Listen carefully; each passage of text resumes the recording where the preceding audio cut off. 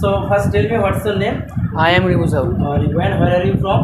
I am Urudi. I am from Urudi. Uluri. And it's your village name. Okay. Yes. So your topic is that have has to, had to R will have.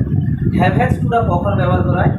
এখন যখন ব্যবহার করা হয় এখন। যদি কোনো কাজের উপরে জোর দেওয়া হয় স্যার, যদি কোনো কাজের উপরে জোর দেওয়া হয়, অর্থাৎ এখানে বাইরে থেকে একটা প্রেসার থাকে, কিছু না কিছুর কারণে তুমি এই কাজটা করতে চাইছো, ভয় আছে, চাপে।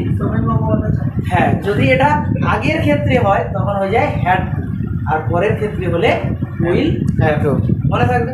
আর যখন এখনকার ক্ষেত্রে জোর থাকে বাক্যটাতে, ওখানে যে হ্যাভ হ্যাজ টু বললাম না, হ্যাজ টুটা হয় হি সি বা কোনো একজনের ক্ষেত্রে, বাকিদের ক্ষেত্রে হ্যাভ টু।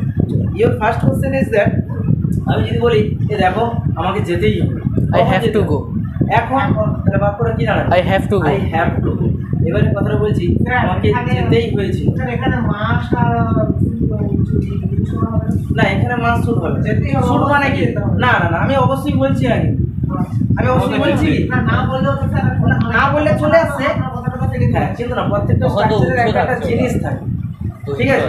তুমি যখন বলছো আমি অবশ্যই যাবো, তাহলে তুমি নিজে থেকে ডিসিশন নিচ্ছ, কি? কিন্তু এখানে কি হয়, বাইরে থেকে একটা প্রেসার করা, তুমি কিছু একটা জোরের জন্য ভয়ে বুঝছো। এই যে বলছে যে আমাকে যেতেই হবে, কি বললে তুমি? I have to go. I have to go কেন বলছে জানো? যে আমি যদি এটা বাক্যটা বলতাম, সাপোজ ও গিয়ে সায়নকে ওকে জিজ্ঞেস করছে তুই কি কলেজ যাবি, তখন ও বলছে আমাকে যেতেই হবে। কেন বলছে বলো?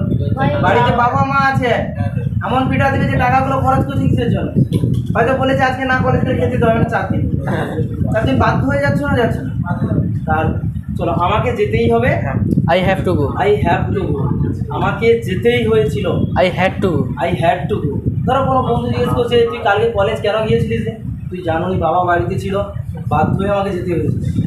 কালকে আবার কলেজ থেকে বলেছিল 5000 টাকা জরিমানা একদিন মিস করে, তাহলে একটা প্রেশার আছে না, তাহলে আমাকে যেতে হয়েছিল, আই হ্যাড টু গো। এবারে বলছো যে দেখ আমাকে যেতেই হবে, এই বাক্যটাকে দেখে মনে হয় এখনকার মতো, মনে রাখবে এখানে যদি একটা টাইম উল্লেখ থাকে তাহলে এটা পরে চলে যাবে। আমি যে বলছি আমাকে কালকে যেতেই হবে, I will have to go tomorrow. এখানে কিন্তু একটা টাইম উল্লেখ থাকবে, যদি টাইম না উল্লেখ থাকে তুমি প্রেজেন্টে ব্যবহার করবে, মানে হ্যাভ হ্যাজ টু। বুঝে গেল না? বুঝে গেল? এবারে চলো আমরা ইংরেজি কি? ওই। এবারে কথায় কথায় বলছি যে দেখো আমাদেরকে শুনতে হবে সৌমেন্দ্র ক্লাস, এবার কঠোর শাস্তি। এগুলো নেগেটিভ হয় না, এদের নেগেটিভগুলো বেশি ইউজ হয়, ঠিক আছে? হ্যাঁ, পজিটিভ, এদের নেগেটিভ এতটা লাগে না।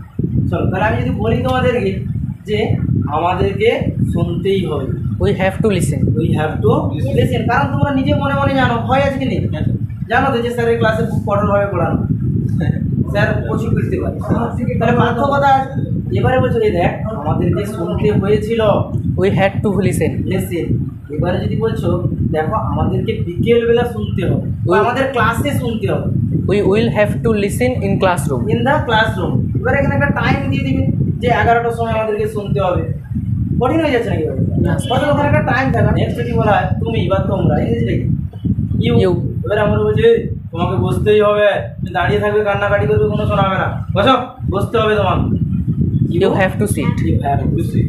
এবারে বলছি তোমাকে বসতে হয়েছিল, You had to sit. You had to sit।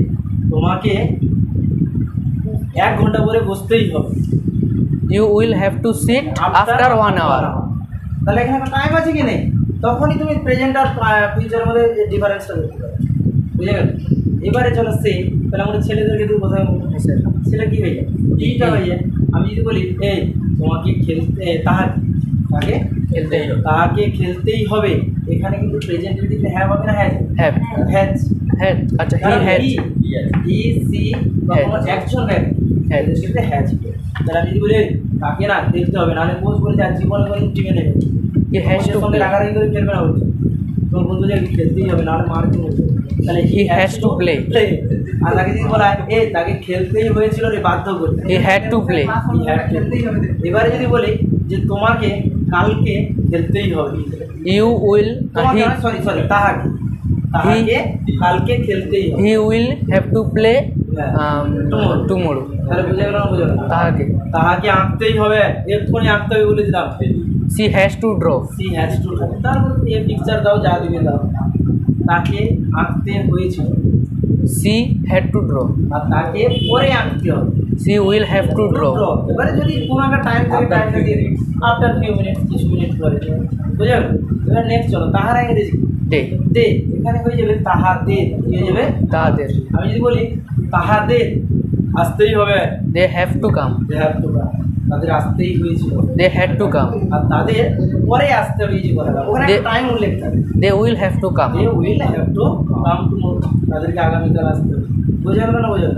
বারবার মনে রাখবে এখানে হ্যাভ হ্যাজ টু বা হ্যাড টু বা উইল হ্যাভ টু তে প্রেসার থাকে বাইরে, কি থাকে? অর্থাৎ জোরের জন্য বলো এবারে কি সমস্যা? এবার hand please clap for it.